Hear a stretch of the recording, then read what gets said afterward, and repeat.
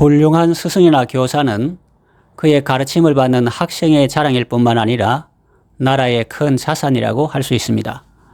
남강 이승훈이나 고당 조만식은 우리나라 역사에서 훌륭한 스승이라 할 수 있습니다. 그들의 지도를 받은 사람 중에 걸출한 인물들이 많습니다. 이처럼 훌륭한 스승은 자기 주변과 또 역사에 많은 선한 영향을 줍니다. 그런가 하면 거짓 선생은 자기 주변 사람들과 역사에 좋지 않은 영향을 줍니다. 일본 제국주의와 군국주의 사상의 토대를 제공했던 사람은 자기 수하에 몇몇 사람들에게는 유익을 주었을지 모르나 수많은 일본 백성들과 조선 사람들과 중국 사람들과 아시아 사람들을 힘들게 했고 고통스럽게 했습니다. 세상에서 거짓 선생의 폐단도 큰데 하물며 교회 안에서 거짓 선생의 폐단은 얼마나 크겠습니까? 요즘 거의 모든 교회들이 잘못된 차별금지법을 반대하고 동성애를 반대합니다. 차별금지 자체를 반대하는 것이 아니고 동성애자를 미워하는 것도 아닙니다. 잘못된 차별금지법을 반대하고 또 하나님이 금하시는 동성애 그 행위를 반대하는 것입니다. 그런데 어떤 목사나 단체들은 그 잘못된 포괄적 차별금지법을 빨리 제정하라고 촉구하고 있고 또 동성애를 옹호하는 사람도 있습니다. 또 11조 드리면 지옥 간다고 말하는 유튜버도 있습니다. 교회라고 다 같은 교회가 아니고 목사라고 다 같은 목사가 아닙니다. 그들이 인간의 자유와 행복을 말하지만 그것은 성경이 말하는 것과 차이가 있습니다. 하나님은 우리를 신의 성품에 참여하게 하시려고 성화의 과정을 거치게 하시는데 사탄은 너도 하나님 되라. 하나님 기준으로 선악을 판단하지 말고 네 기준으로 선악을 판단하라. 성경에서 아무리 금해도 네가 좋으면 좋은 것이야. 성경에서 아무리 권해도 네가 싫으면 안 좋은 것이야. 라고 사람들을 유혹합니다. 그래서 사람들에게 자유를 준다고 하지만 사실은 방탕의 길을 가게 하고 죄의 종이 되게 하고 행복을 극대화하게 해준다고 유혹하지만 사실은 불행과 고통의 구렁텅이로 몰아가는 것입니다.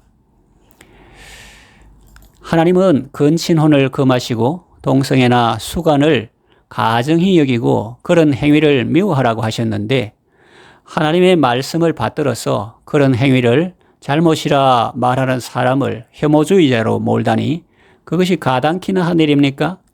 차라리 목사가 아니고 교회가 아니라면 몰라서 그러려니 하겠는데 목사의 타이틀을 가지고 교회의 이름으로 그런 주장을 하고 그런 행동을 하니 어이가 없습니다. 안타까운 사실은 베드로가 이 편지를 쓸 당시에도 교회 안에 이미 거짓 선생들이 있었다는 것입니다. 그들의 가르침은 오늘날의 현안이라고 할까 이슈와 그 내용은 다르지만은 그 뿌리는 같다고 할 수 있습니다. 성도를 좌로나 우로 치우치게 해서 정로에서 벗어나게 합니다. 또 하나님 중심이 아니라 사람 중심으로 살게 합니다. 이제 본문을 통해서 좀 더 구체적으로 살펴보겠습니다. 본문 말씀은 1장의 말씀과 연결됩니다. 예언은 성령의 감동하심을 입은 사람들이 하나님께 받아서 말한 것입니다. 그 기원이 사람의 뜻에 있지 않다는 것입니다. 그래서 2장은 but으로 시작합니다. 그러나 라는 말로 시작합니다. 그러나 사람들 가운데 거짓 선지자들도 있다고 합니다. 그와 같이 너희 가운데 거짓 선생들이 있을 것이라고 말씀합니다. 그들은 어떤 사람들입니까? 첫째로 파괴적인 이단 사상을 은밀하게 들여오는 사람들입니다. 예를 들면 극단적인 경건주의입니다. 경건은 우리가 힘써야 할 덕목이지만은 경건주의는 피해야 합니다. 더구나 극단적인 경건주의는 폐단이 많습니다. 겉으로는 그럴듯한 말을 합니다. 혼인을 금해야 합니다. 침수를 폐해야 합니다. 혼인도 하지 않고 독신으로 살고 또 부부간에 같이 살지도 않으니 침소를 폐하라 하니 아주 영적인 것 같지만은 사실은 전혀 영적이지 않습니다. 혼인을 하고 또 부부간에는 건강이나 기도하는 특별한 이유가 없는 한 나누지 말라고 성경은 말씀하고 있죠.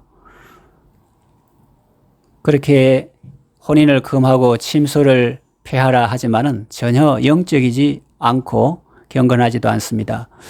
또 다른 극단도 있습니다. 그것은 극단적 육신주의입니다.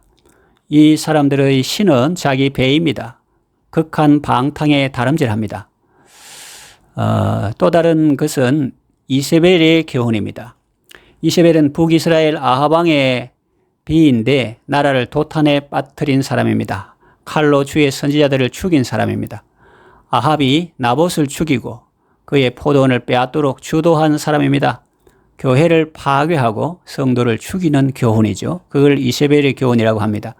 또 발람의 교훈이 있습니다. 구약 성경을 보면 발람은 고향으로 돌아가면서 발락에게 귀띔해 주었습니다. 이스라엘 백성들은 하나님께 복받은 사람들이기 때문에 내가 아무리 저주하려고 해도 저주가 안 나오고 오히려 축복이 나옵니다. 그들을 무너뜨리는 방법은 오직 하나뿐입니다. 그것은 그들로 하여금 죄를 짓게 하는 것입니다. 했습니다. 발람의 교훈은 하나님의 백성들을 무너뜨리는 치명적인 교훈입니다. 미디안 사람들인 발람의 꾀를 따라서 이스라엘 백성들이 진친 앞에서 맛있는 고기 굽는 냄새를 흘리고 여인들이 춤을 추게 했습니다. 이스라엘 백성들을 유혹했습니다.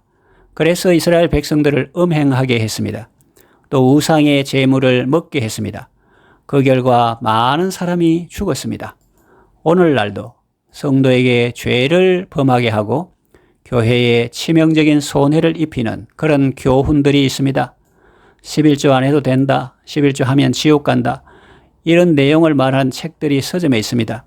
안 그래도 살기 어렵고 힘든데 그 말이 얼마나 달콤하게 들리겠습니까? 또 꼭 예배당에 안 가도 집에서 예배 드릴 수 있다. 여러분 그럴듯하게 들리지 않습니까? 예수를 믿어도 좀 편하게 믿고 싶고 신앙생활도 좀 자유롭고 하고 싶은데 그 말이 얼마나 달콤하게 들리겠습니까? 그러나 여러분 그들의 결말을 보십시오. 이스라엘 자손 중에서 발람의 교훈을 따랐던 사람들은 결국 어떻게 되었습니까? 죽었습니다. 멸망했습니다. 하나님의 백성들은 하나님의 말씀대로 살아야 하고 말씀대로 살아야 복을 받습니다. 하나님의 백성들이 세상적 가치관을 따라서 살면 병들고 죽고 망하게 됩니다. 하나님의 교회가 세속화되고 변질되고 타락하면 그 교회는 세상에 짓밟히게 됩니다. 둘째로 심지어는 자기들을 사신 절대 주권자 주님을 부인하는 사람들입니다. 말로는 주님 그러는데 이 사람들은 주님을 부인합니다. 가현설이라는 것이 있습니다. 예수님이 가상으로 나타났다는 것입니다. 사도 요한의 표현을 빌리면 그들은 그리스도께서 육체로 임하신 것을 부인하는 자들입니다. 그저 영으로 정신으로 나타나신 것이지 몸으로 나타난 것이 아니라는 것입니다.